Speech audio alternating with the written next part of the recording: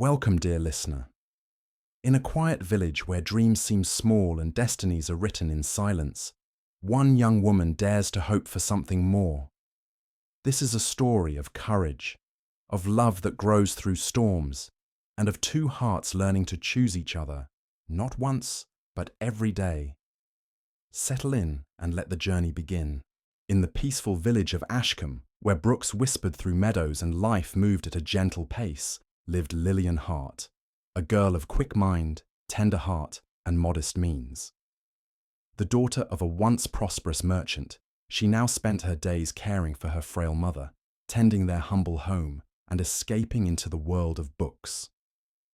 Ashcombe had little to offer by way of excitement, until the day news spread that Mr. Nathaniel Harrow, a man of considerable fortune and shadowed reputation, had purchased the long-abandoned Ravenwood Manor. The villagers gossiped endlessly about him, his business success, his rumoured aloofness, his unattached state. Lillian listened with mild amusement, certain she would never cross paths with such a man. But fate has little regard for certainty. While carrying a heavy basket of apples to the market one brisk afternoon, Lillian slipped on a muddy path. The basket overturned, sending fruit rolling into the road just as a grand black carriage thundered down the lane. The carriage halted sharply. Out stepped a tall, striking figure, dark-haired, impeccably dressed, his keen gaze settling on her. "Are you injured, miss?" he asked, kneeling without hesitation to help gather the fallen apples. Lillian, mortified, shook her head. "Only my dignity, sir." Their fingers brushed, sending a jolt of something startling through her. He smiled, a fleeting, unexpected thing, and helped her to her feet. Moments later, the stranger departed with a tip of his hat and a final glance that lingered longer than propriety allowed. It was only when she reached the market, breathless and flustered, that she learned the truth. Her rescuer was none other than Mr. Nathaniel Harrow himself, and thus a simple tumble on a muddy path marked the beginning of a story that would soon test every boundary of heart, pride, and society. After her unexpected encounter with Mr. Harrow, Lillian tried, with little success, to return to her quiet routines. But Ashcombe, with its curious eyes and sharper tongues, would not allow the event to slip quietly into memory. At the market, women paused their haggling to stare. In the churchyard, whispers trailed after her like mist. By week's end, her name had been tied to Mr. Harrow's in every conceivable manner, and several inconceivable ones. Lillian endured it with as much dignity as she could muster. She told herself, firmly, that it meant nothing, that a brief, accidental meeting could not alter the course of two lives so profoundly different. But late at night, when the house was quiet and the stars blinked above the hills, she could not help but wonder about the man with storm-grey eyes and the kindness in his smile. Fate, however, had not yet finished weaving their paths together. One crisp morning, a letter arrived at the Hart cottage, sealed with an elegant crest. Mrs. Alcott, a respected widow and pillar of the village, requested Lillian's assistance with her household ledgers. It was an unusual honour. Mrs. Alcott was known to trust few and favour fewer. Lillian accepted at once. The additional income would help with her mother's medicines, and besides, she could not afford to refuse such an opportunity. She presented herself at Elm Grove the next day, her best, though modest, gown carefully pressed, her hair pinned neatly. Mrs. Alcott, a stern woman with keen eyes, wasted no time on pleasantries. "You are quick with numbers," she said after a short trial. "You will come every morning until the accounts are settled." Lillian curtsied deeply, hiding her relief. But as she rose, the drawing-room door opened, and Nathaniel Harrow entered. He paused when he saw her, a flicker of recognition passing between them like a spark. Miss Hart, he said, inclining his head. Mr. Harrow, she replied, her voice steady despite the racing of her heart. Mrs. Alcott, ever perceptive, arched a brow at the exchange, but said nothing. Nathaniel lingered longer than strictly necessary, exchanging a few pleasantries before withdrawing with a glance that lingered far too warmly. That night, Lillian sat by the window with her mending and pondered the curious twist of fate. She could no longer pretend their acquaintance was a mere accident. The world might have its cruel expectations, and society its unforgiving rules. But her heart, traitorous thing that it was, had already begun to hope. And hope, she knew, could be both a blessing and a curse. In the days that followed, the air in Ashcombe grew restless with excitement. The Assembly Ball, the grandest event the village had seen in years, had been announced, financed in part by the generosity of Mr. Harrow himself. It was to be an occasion of such magnificence that even the most secluded household stirred to prepare. Dressmakers worked late into the night, fathers grumbled over the cost of gloves and dancing slippers, and mothers fretted endlessly over their daughters' prospects. Lillian, however, gave the matter little thought. A ball was not for a girl like her. A girl of mended gowns and practical shoes, whose dance card would no doubt remain empty. She had work to do and a mother to care for. Dreams of silk and candlelight had no place in her world. Yet fate, persistent, meddling fate, had other ideas. At the end of her week's work at Mrs. Alcott's, she was called into the drawing room. "You will attend the assembly," Mrs. Alcott declared without preamble, her spectacles glinting in the afternoon sun. Lillian blinked. "Ma'am, you have served me well," Mrs. Alcott said briskly. "It is only proper that you should be seen. I will provide the invitation and a suitable gown." Lillian's heart fluttered wildly. Attend the ball. Stand among the gentry in their finery, under the glittering chandeliers. It seemed impossible. "But," she began. "No arguments," Mrs. Alcott said, cutting her off. "Ashcombe must be reminded that merit, not money, is the true measure of worth." Gratitude and fear warred within Lillian. She accepted, of course. What choice did she truly have? That night, a parcel was delivered to her door. A dress of soft ivory muslin, simple yet breathtaking, with a delicate scattering of embroidered violets at the hem. Lillian touched it with trembling fingers, scarcely believing it real. The night of the ball came swiftly. The assembly hall, newly restored, shimmered with candles and the brilliance of polished marble. Music floated through the open windows, and carriages lined the village streets in glittering rows. Lillian stood just outside the hall, heart pounding against her ribs, the borrowed gown rustling about her ankles.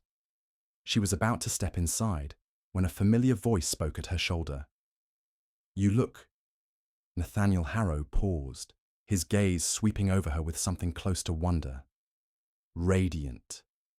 Heat flooded Lillian's cheeks. "Mr. Harrow," she said softly, her voice nearly lost in the hum of the crowd. He offered his arm. "May I have the honor of the first dance?" For a moment, one wild, impossible moment, the world held its breath. And Lillian, feeling the weight of every gaze, every whispered judgment, made her choice. She placed her hand lightly on his arm. The music swelled, and together they crossed the threshold into a night that would change their lives forever. The assembly hall glittered like a jewel. Golden chandeliers cast pools of warm light across the polished floor. The air shimmered with the scent of roses and the soft strains of violins. Lillian entered on Nathaniel's arm, and in that moment, she might have been a princess from a half-remembered dream, though the whispering behind gloved hands soon reminded her she was anything but. She felt their eyes on her, the well-bred ladies, the ambitious mothers, the envious debutantes. They saw a girl of no fortune, no connections, daring to stand beside the most eligible man in the county. But Nathaniel, with quiet determination, seemed blind to all of it. "You have nothing to prove to them," he murmured, as they took their places on the dance floor. "You belong here." And as the music began and he led her into the dance, for a moment, a single, glorious moment, Lillian believed him. They moved together as if they had danced 100 times before, her hand resting lightly in his touch steady and sure. Lillian forgot the stairs, the whispers, the walls she had built to shield her heart, until she arrived. Cecily Sinclair, tall, impossibly elegant, wrapped in crimson silk and veiled superiority. She crossed the floor with a smile like a knife and inserted herself between dances with effortless ease. "Nathaniel," Cecily purred, laying a hand lightly on his arm. "You mustn't hide yourself away all evening." Her sharp gaze flicked to Lillian, full of thinly veiled disdain. "I don't believe we've been formally introduced," she said sweetly, extending a gloved hand to Lillian. Lillian curtsied with quiet dignity. "Lillian Hart, miss." "A pleasure, I'm sure," Cecily replied, the lie glinting cold behind her smile. Nathaniel's mouth tightened, but he said nothing as the music began anew. "May I claim the next dance, Mr. Harrow?" Cecily asked, not truly asking at all. With visible reluctance, Nathaniel bowed and offered his hand. As he led Cecily away, Lillian stood alone at the edge of the floor, her heart pounding painfully against her ribs. She watched them spin across the room, Cecily laughing lightly, Nathaniel's expression carefully blank. The magic of the evening, so briefly within her grasp, slipped away like mist. And for the first time, Lillian tasted the bitter truth. The world Nathaniel Harrow inhabited would never truly open its doors to someone like her. No matter how kindly he looked at her, no matter how warmly he smiled. The rules were written long before either of them were born, and breaking them would come at a price neither might be willing to pay. The remainder of the evening was a slow, exquisite torment. Though Nathaniel returned to Lillian's side as soon as propriety allowed, a rift had already opened, small but real. His conversation, though kind, grew more careful. His glances, though warm, were shadowed by thought. Cecily, meanwhile, made no effort to hide her victory. She floated through the crowd like a queen surveying her dominion, her laughter trailing behind her like silk ribbons. Lillian bore it all with dignity, outwardly, but inside, her heart twisted with growing uncertainty. She excused herself early, pleading weariness, and left the hall alone under the cold stars. In the days that followed, the distance between her and Nathaniel grew.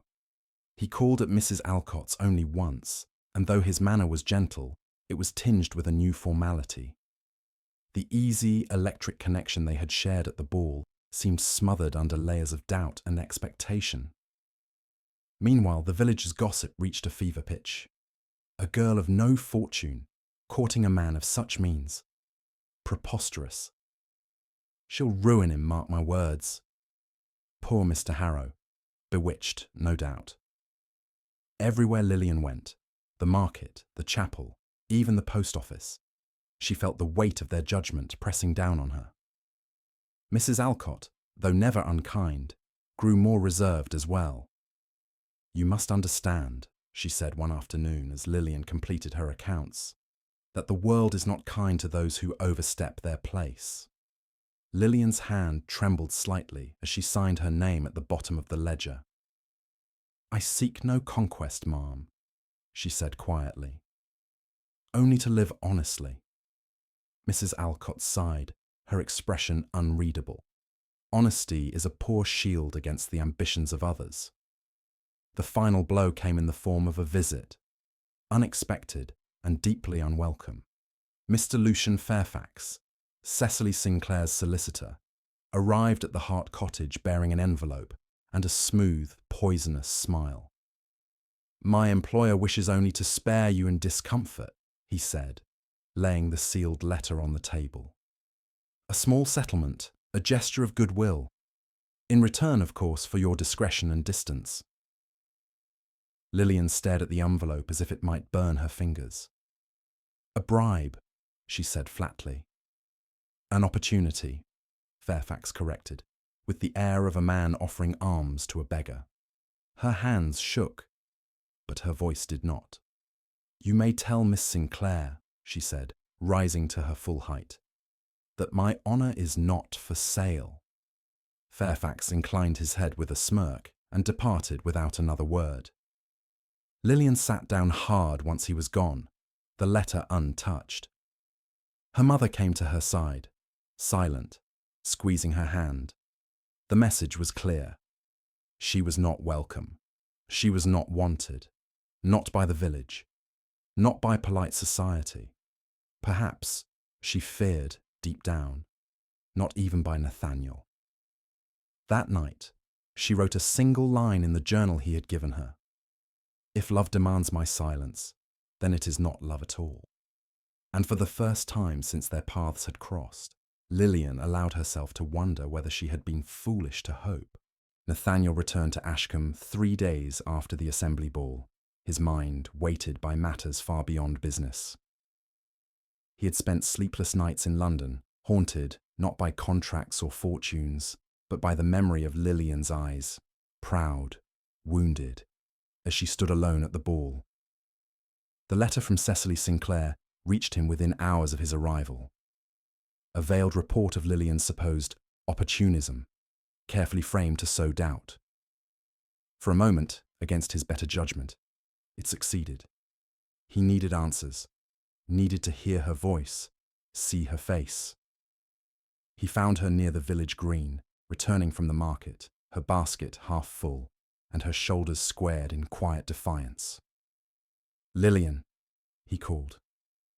She turned, her expression guarded.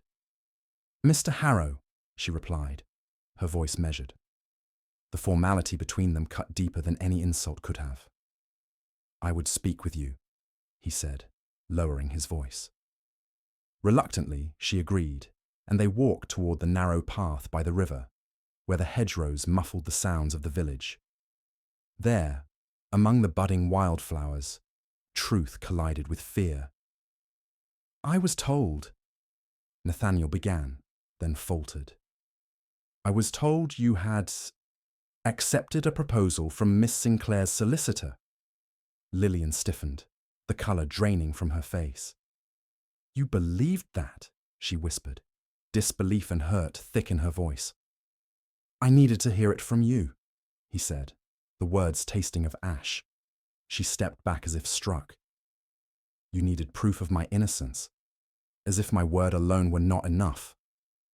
Lillian, No, she cut him off, her voice trembling. You believed them. Even for a moment, you doubted me. The truth of it hung between them, raw and brutal.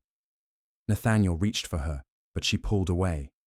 I thought, her voice cracked, I thought you were different. I am trying to protect you, he said helplessly. From what? She demanded. From their cruelty? Or from the shame of loving someone they deem unworthy? He had no answer, and that, more than anything, told her all she needed to know. I will not beg for a place at your side, Nathaniel, she said quietly. If you cannot trust me, we have nothing. She turned and walked away, each step a tearing pain in her chest. Nathaniel stood alone among the wildflowers, the weight of his silence heavier than any chain. That night, Lillian sat at her small writing desk, the empty pages of her journal spread before her like a silent witness. She did not cry. She had shed enough tears for a man who, for all his kindness, still saw the world through the eyes of his class. Instead, she wrote, I would rather walk alone in truth than be loved in doubt. And with the setting of the sun, Lillian Hart closed her heart to hope. For now, the following morning dawned cold and grey, as if the heavens themselves mourned the choices made in silence. Lillian rose early, determined to move forward. The village of Ashcombe had grown too small, too suffocating. Every glance seemed weighted with judgment, every whisper a blade drawn across old wounds. She needed something more, not to flee, but to build, to shape a life that did not hinge on Nathaniel Harrow's regard or the village's approval. It was then that opportunity knocked, quite literally, at her door. Mrs. Josephine Alden, headmistress of the prestigious Southwick Academy, appeared with a proposal, a position as assistant tutor, teaching arithmetic and writing to bright, eager girls. "We need women who have lived," Mrs. Alden said, her grey eyes steady. Not just those born to privilege. It was more than an offer. It was a lifeline. Lillian accepted without hesitation. She spent her final days in Ashcombe in quiet preparation, packing her few possessions, saying tender farewells to the few who had shown her true kindness. Nathaniel did not come, and though her heart ached with the weight of it, she told herself it was better this way. The journey to Southwick was a blur of green fields and rushing streams, a landscape both strange and achingly familiar. The academy itself was a stately brick building surrounded by sprawling gardens and laughter.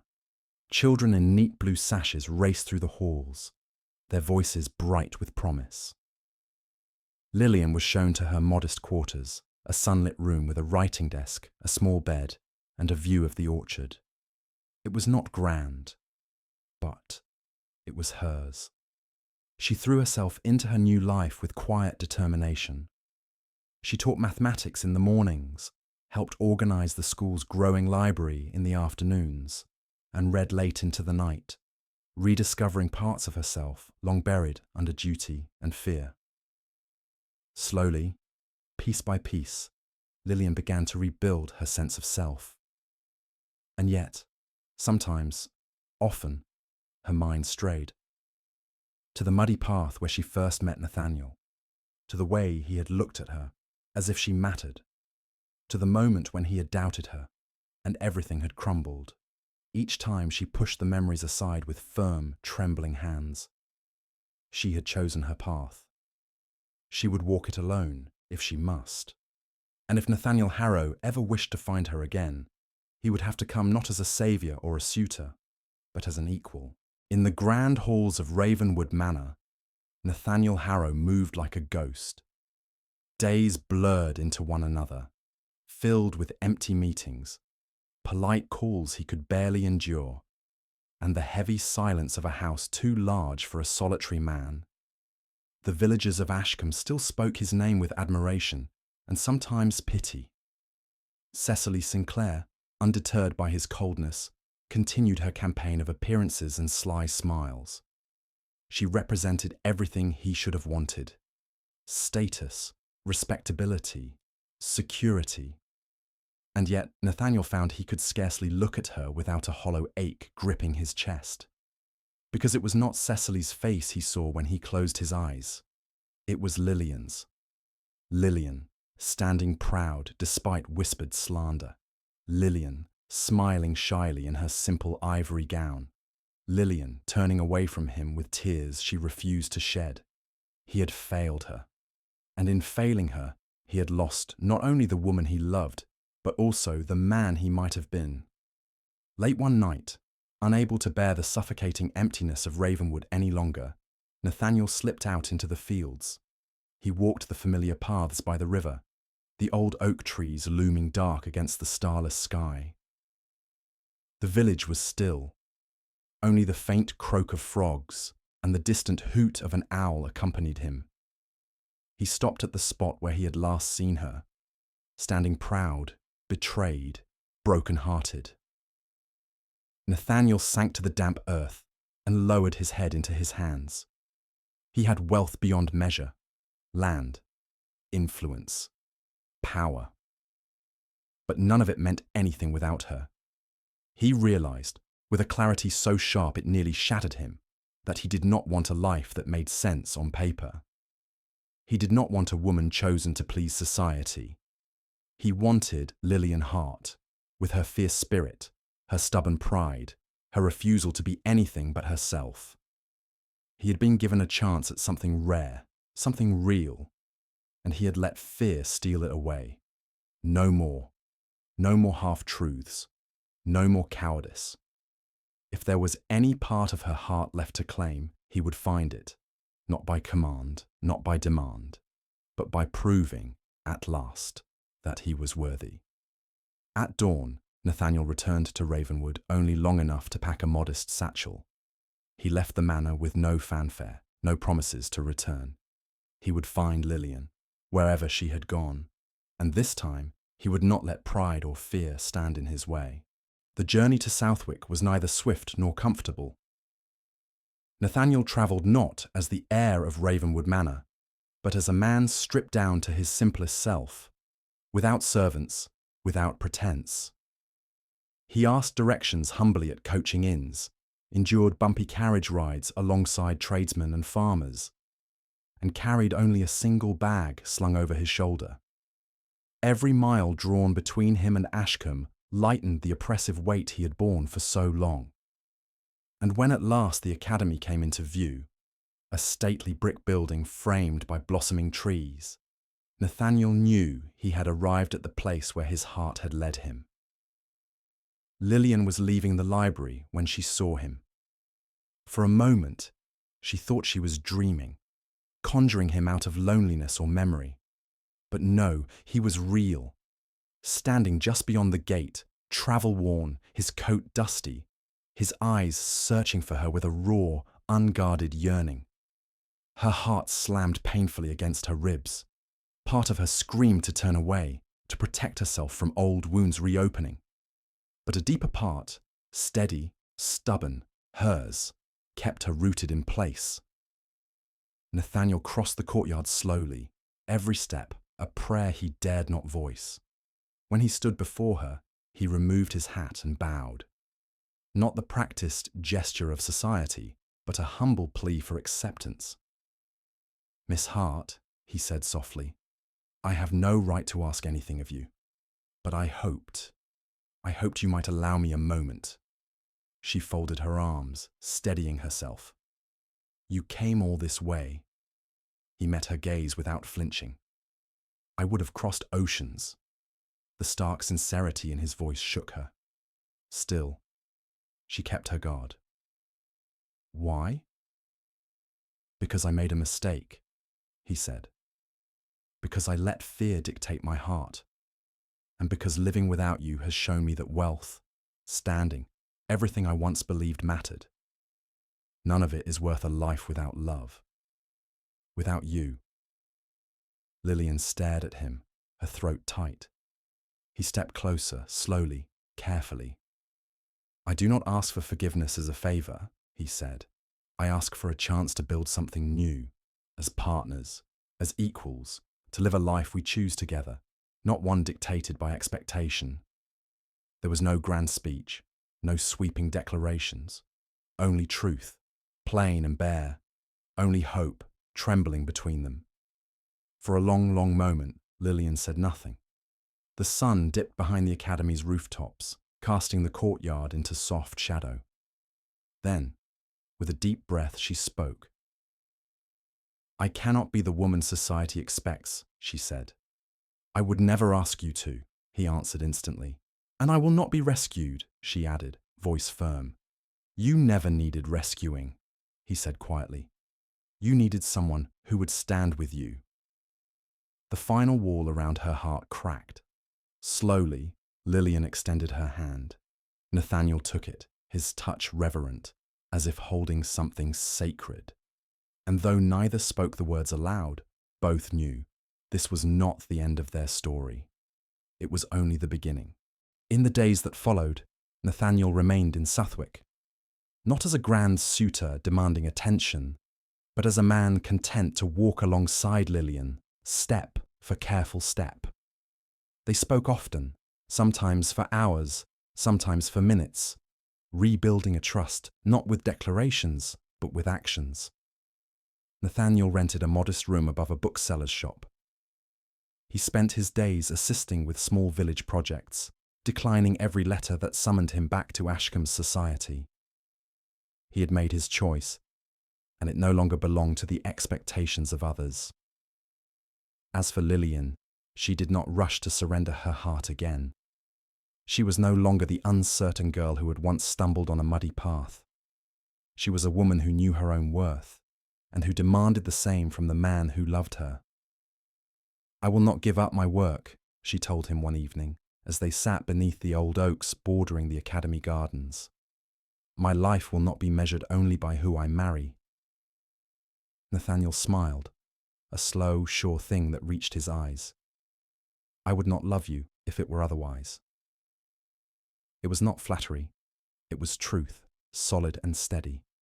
Together, they spoke of dreams beyond the confines of Ashcombe, a home where laughter mattered more than polished silver, a life where choices were made for themselves, not for appearances. Lillian confessed her hope to open a small school of her own someday, a place where girls could be taught to think, to question, to build lives beyond the narrow walls society had set for them. Nathaniel listened, not as a patron, but as a man who saw in her vision a future worth believing in. And slowly, where once there had been hesitation and hurt, something stronger began to take root. Respect, companionship, love, not as possession, but as partnership. One golden afternoon, as bees hummed lazily over the garden walls, Nathaniel turned to her. "I wish to build that life with you, Lillian, whatever form it takes, however long it takes, on your terms, and mine, together." Lillian smiled, her heart lifting with something sweeter, sturdier than any youthful dream. "You are not the man I first feared," she said softly. "And you," he answered, brushing a strand of hair from her face, "are far more than the girl I first met." They stood there a moment longer, two lives no longer drifting alone, but steering steadily toward the same bright horizon. And this time, when Nathaniel reached for her hand, Lillian placed hers in his without fear. Because this love was not born of rescue, nor desperation, nor defiance. It was born of choice, and that made all the difference. Summer unfurled across the countryside, dressing the hills in lush greens and soft golds. It was under this generous sky that Lillian and Nathaniel set out to find a place of their own. Not in Ashcombe, where whispers would always trail behind them. Not in London, with its gilded traps and endless judgment. But somewhere new, somewhere that belonged only to them. They travelled from village to village, riding in modest carts and staying in humble inns. They spoke to farmers and craftsmen, walked fields and narrow lanes, and explored cottages half drowned in ivy. There were missteps, of course. A cottage too damp, a farm too far from any town, a house too grand, where Lillian instinctively pulled away. Nathaniel never pressed her. He simply watched, listened, and waited, trusting her heart as much as his own. At last, they found it. A small stone house on the edge of a vibrant market town, with a crooked chimney and an orchard that trembled with young apple blossoms. There was a garden, wild and waiting for careful hands. There were neighbours close enough for laughter, but distant enough for peace. It was not grand, it was not impressive, it was perfect. The day they signed the modest deed, Lillian stood at the threshold, the key cold and solid in her hand. She turned to Nathaniel, a question flickering in her eyes, not uncertainty but wonder. "Are you sure," she asked quietly, "about this life?" Nathaniel smiled, that slow, steady smile she had come to trust more than any vow. "I have never been more sure of anything." He did not promise a life free of hardship. He promised partnership, shared laughter, shared burdens. And that, Lillian knew, was a foundation stronger than stone. They moved in with little fanfare, just two people, side by side, carrying boxes and dreams in equal measure. They mended the broken shutters together, repainted the scuffed walls, planted wildflowers along the garden path. And each evening, they sat beneath the orchard trees as the sun dipped low, breathing in the peace they had chosen, the peace they had built with their own hands. There were no grand balls, no whispered gossip, no polished masks. Only honesty, only love. And it was enough. The stone house, once empty and silent, soon pulsed with life. Nathaniel and Lillian filled it not with grand furniture or expensive trappings, but with books, laughter, and the scent of fresh bread baking in the mornings. They spent their days shaping their shared world. Nathaniel repaired fences and learned to coax life from the stubborn soil. Lillian coaxed new ideas into existence, lessons, plans, dreams. The little village welcomed them cautiously at first, curious about the strange pairing of the gentleman-turned-farmer and the tutor with eyes too keen for mere courtesy. But over time, respect grew. Nathaniel earned trust with honest labour, and Lillian with her unwavering kindness and sharp mind. Soon, word spread. A new school would open, founded by Miss Hart, supported by Mr. Harrow, though never overshadowed by him. It would be a place where girls learned not just embroidery and music, but mathematics, literature, and the art of speaking their minds.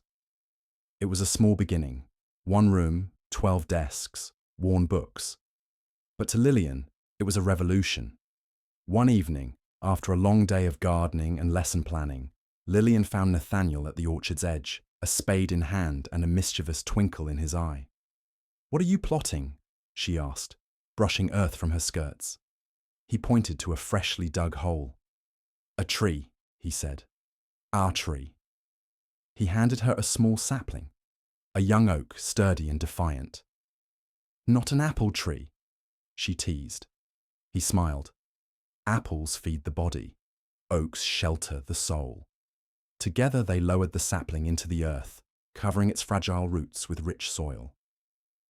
Nathaniel placed his hand atop hers as they pressed down gently, firm and steady. "This," he said, voice low and sure, "is for every year we will build together." Lillian felt a swell of emotion rise in her chest, too large for words. So she simply leaned against him, their joined hands still on the earth, and let the future grow beneath her fingers. There would still be hard seasons ahead, years of drought and storm, uncertainty and change. But as the first stars pierced the velvet sky, Lillian knew they would endure. Because they had chosen this life, because they had chosen each other, every day, in ways both grand and small. And that made all the difference. The first true test of their new life came sooner than either expected. A late summer storm swept through the village, fierce and unrelenting. The winds tore at the orchard trees, battered the roof, and flooded the garden Lillian had so carefully tended.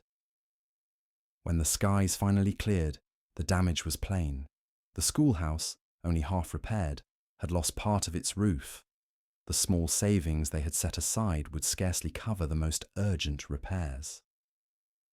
Standing amid the wreckage, Lillian felt her hard-won peace tremble. Was this foolishness? To build something with so few resources, so little security? She pressed her hands to her face, ashamed of the tears she could not stop. Nathaniel found her there, shoulders hunched against the ruin. He said nothing at first, only wrapped his arms around her, pulling her close against the steady beat of his heart. "We'll rebuild," he said simply, his voice steady against the rushing in her ears. "But what if we fail?" she whispered. "What if it's all for nothing?" He tipped her chin up gently, forcing her to meet his gaze. "Then we will fail together, and we will try again, and again." There was no bravado in his voice, only a fierce, unwavering faith in her, in them. In the weeks that followed, they worked side by side with the villagers, repairing what they could with calloused hands and borrowed tools. Nathaniel, who had once commanded boardrooms with cold precision, now hauled timber and thatch with stubborn pride. Lillian, who had once feared the judgment of society, now taught her lessons in the open air, under a patchwork tent of canvas and hope. Bit by bit, their world mended. The orchard greened again. The laughter of children returned to the half-finished schoolhouse. The oak sapling at the edge of the field bent in the storms, but did not break. And neither did they. One night, after the work was done, and the candles burned low, Lillian leaned against Nathaniel by the hearth, their hands twined together. "Do you regret it?" she asked softly. "Choosing this life?" He pressed a kiss to her hair, breathing her in like the first promise of spring after a hard winter. "Never," he said. "You are my home." Lillian closed her eyes, the ache of exhaustion giving way to a fierce, burning peace. Not every dream had to be gilded and grand. Some dreams, the best dreams, were built in earth and sweat and stubborn, endless love. By the time autumn set fire to the hillsides, their small world had transformed. The repaired schoolhouse welcomed more children each week, the walls bright with drawings and laughter. The garden, once half-drowned and broken, bloomed stubbornly again, offering late tomatoes, squash, and sweet golden pears. And in the evenings, as the sun bled out across the fields, Nathaniel and Lillian sat on the low stone wall by the orchard, watching the life they had planted stretch and grow. They did not speak often of the past anymore. There was no need. The silences between them were full, not empty, filled with shared memories, wordless promises, and the simple peace of being understood without explanation.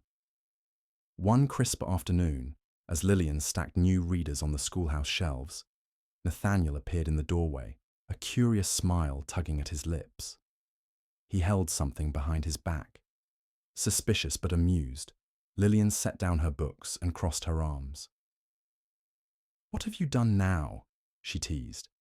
Without a word, he stepped forward and revealed a small, leather-bound book. Hand-stitched, the cover embossed with gold lettering.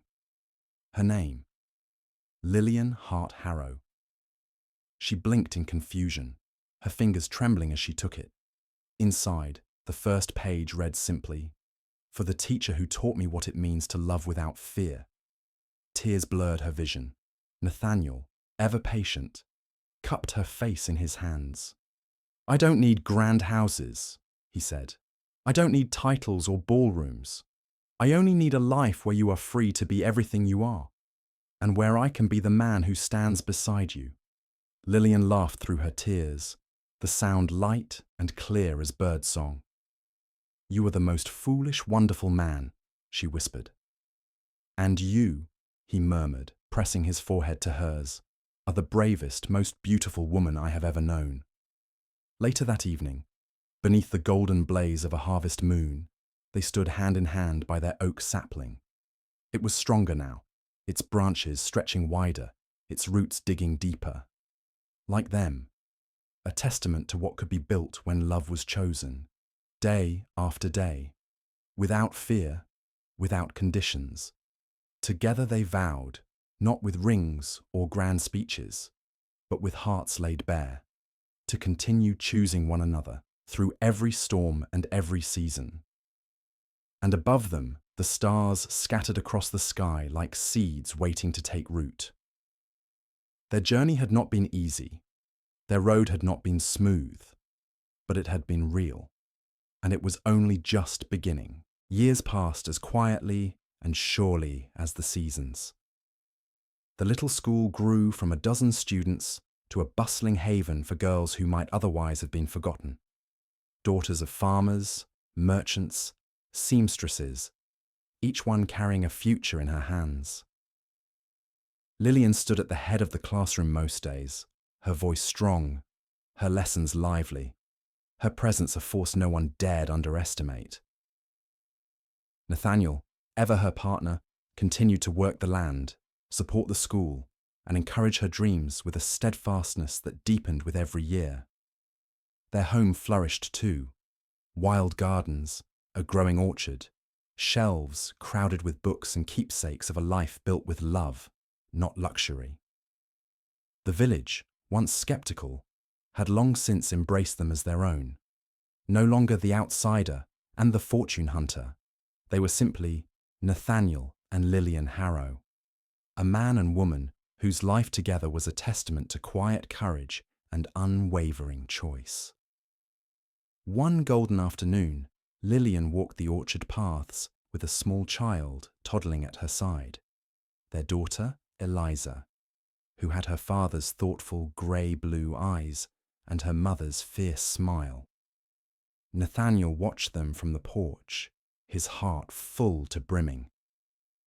When Lillian scooped Eliza up and turned toward him, laughter in her hair and love shining from her every gesture, he rose to meet them, unable, even after all this time, to believe his luck. They sat together under the wide oak tree they had planted years before, now tall enough to cast a dappled shade over them. Eliza babbled happily between them, tugging at blades of grass, safe and free in the world her parents had fought to make. Nathaniel took Lillian's hand in his, twining their fingers together. No words were needed. They had built this life, not by accident, nor by fortune, but by choosing one another, over and over, against every doubt, against every storm, and they would continue to choose it, every day, every season, every heartbeat. As the wind danced through the orchard and the sun warmed their faces, Lillian leaned her head against Nathaniel's shoulder and whispered the simple truth they had both lived to understand. We have everything we ever truly needed. And beside them, the oak tree stretched its branches higher into the endless sky, a symbol of all they had planted, all they had weathered, all they had become, together.